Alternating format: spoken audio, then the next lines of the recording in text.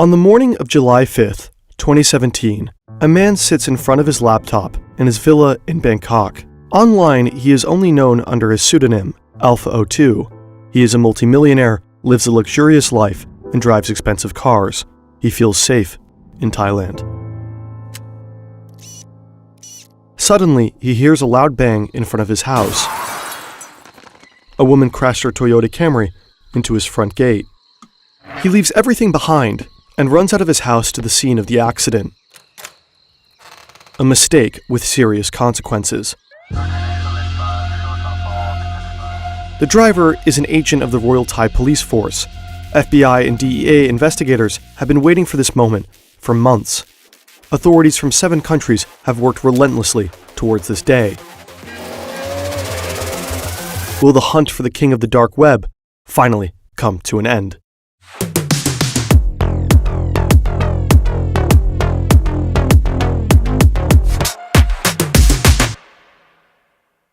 The Wired journalist Andy Greenberg has published the story on the hunt for the darknet kingpin in a multi-part series. Additionally, there is a phenomenal Darknet Diaries episode on Operation Bayonet, which is covered in Chapter 3 of this video. You can find both links in the description.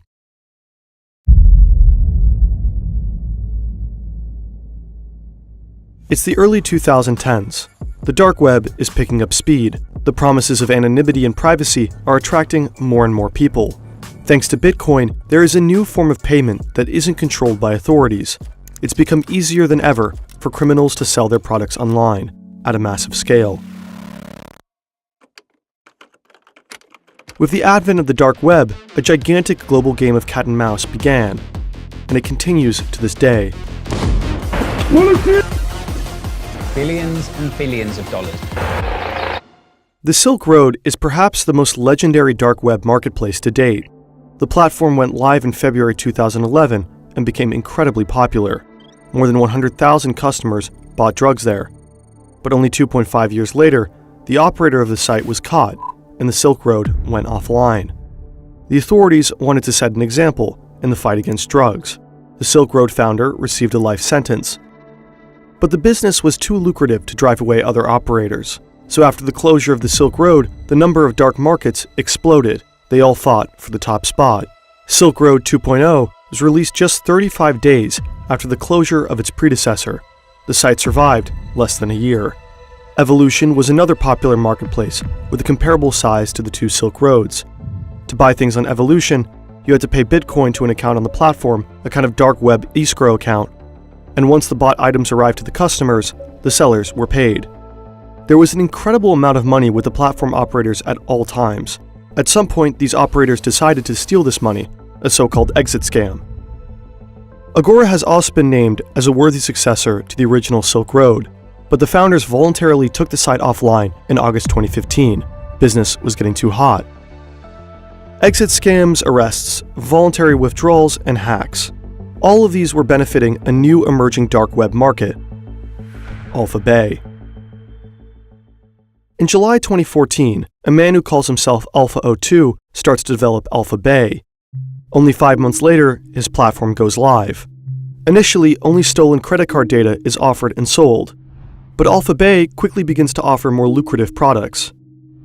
In addition to data and logins, there are now drugs, weapons, and malware. Services such as money laundering are also offered. Few things are forbidden, but items or data related to child abuse, hidden runs, and stolen bank account information from Russia is strictly prohibited.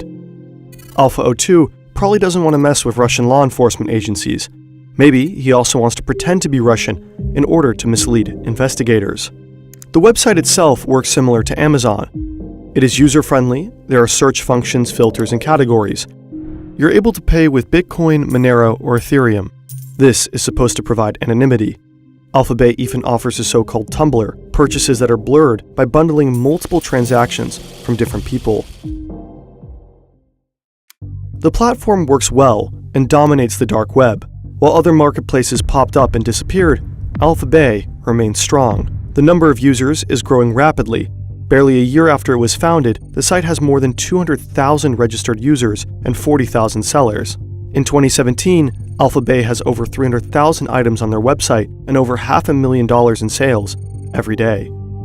Alpha 02 is making money with every single transaction, receiving a share between 2 to 4%. He becomes a multimillionaire.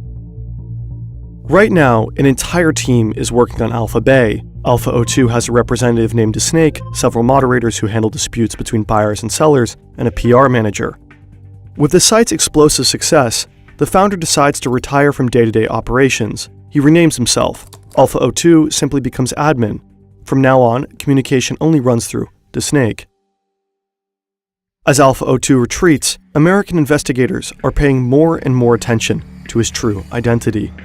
Who is the powerful mastermind behind the platform ruling the dark side of the internet? A hunt that stretches across the globe and will last for more than several years begins. You don't have to surf the dark web to find malware. The regular internet is full of malicious ads and pop-ups. That brings us to NordVPN. NordVPN has many features, such as built-in threat protection, which can detect and block malicious ads and pop-ups on websites. With a VPN, you can also change your location virtually, and that's super easy. You select a country, click on it, and you're surfing from the US. VPNs can also help you bypass many geo-blockings. Streaming services have different catalogs in different countries. With NordVPN, you can access all of those catalogs. This also works with news portals such as the New York Daily. The site cannot be accessed from most of Europe, so just select a server in the US and you can read through their articles. At nordvpn.com/ferntv, you can get an additional 4 months on a 2-year plan, and there is also a 30-day money-back guarantee. You also support our channel, so thank you.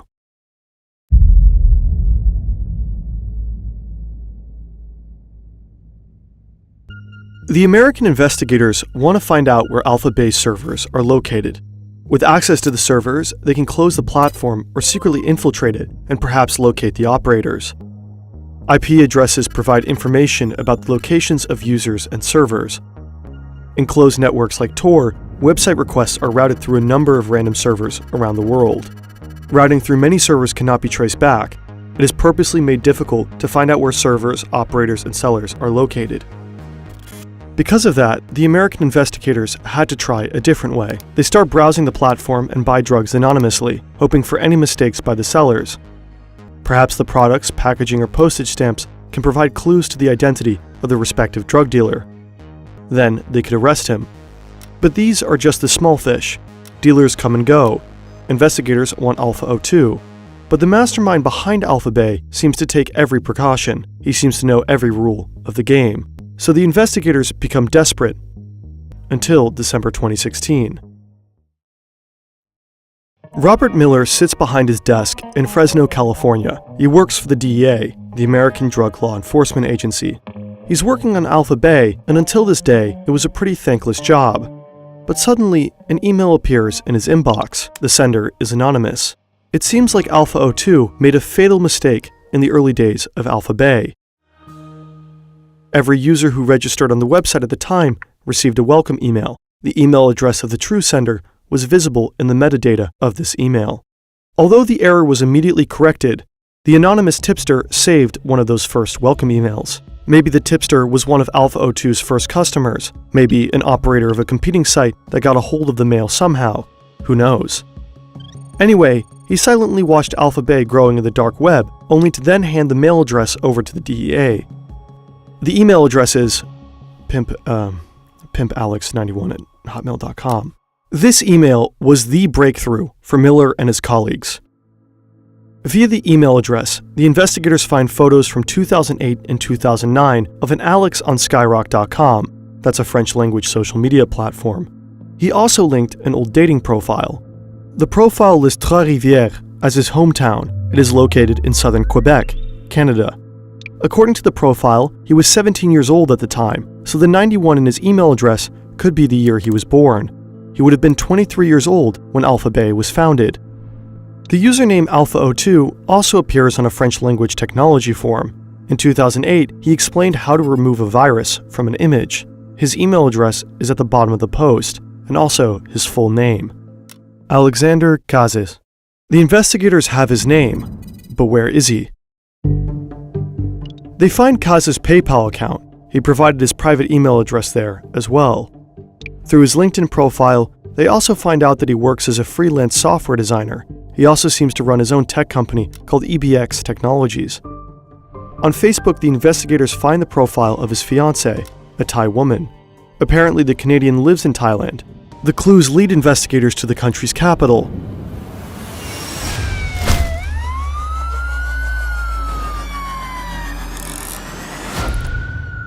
Bangkok. With the help of Thai authorities, the investigative team identifies 3 properties owned by Casas in the city. One house is located in a gated community. Alpha 02 lives there with his wife. Then there's a second house and a $3 million worth mansion in the outskirts of Bangkok. He also has a holiday home in Phuket and is in the process of buying another villa in Cyprus. Investigators begin tailing him. The lifestyle of the multimillionaire includes several cars. Casas enjoys driving around Bangkok in his Lamborghini. Agents watch him, follow his routes, and track his iPhone. Whereas Casas lives in a beautiful house with his wife, he invites his many affairs to one of his other houses in Bangkok. The investigators call that place the Bachelor Pad. Casas is an active member of a pickup artist forum. There, men give each other advice on how to be successful with women. Under the name Ramio, Casas publishes conservative family values and keeps a quasi-sexist live blog about his successful sex life. Other than that, his everyday life is quite normal, pretty unspectacular for the king of the dark web. He gets up early, checks his social media accounts, works, and is home a lot. From time to time, he attends a language course or goes out to eat with his wife. Around these routines, the authorities meticulously plan his arrest. In June 2017, a few weeks before the attack, a few American agents were sitting in the lounge of the 5-star Athene Hotel in Bangkok. Suddenly, Casas appears. He parks his Porsche Panamera at the entrance and casually strolls through the lobby area, straight towards the agents. There are thousands of hotels in Bangkok. Are they busted? Has the king of the dark web outwitted them? Casas sits at a table a few meters away from the agents. They have never been so close to him, but he only meets for a business dinner.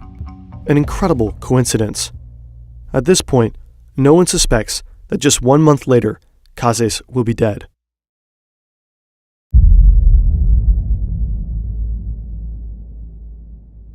Alpha Bay is the largest darknet market in the world at this time, but there is competition.